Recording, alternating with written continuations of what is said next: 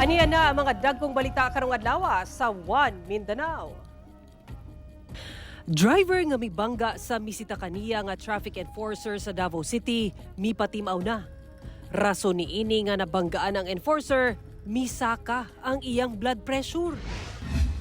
Person of interest nga milugos patay sa 5 anyos nga babae sa Valencia City, Bukidnon. Patay human ng ngilog og pusil dihang misurrender sa PNP.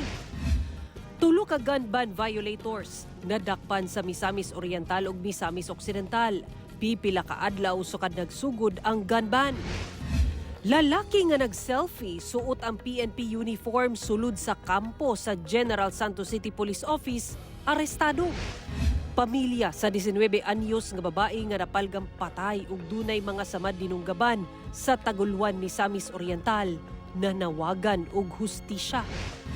May Ilonggo girl ug prinsesa ng City Jail giatangan sa double world premiere.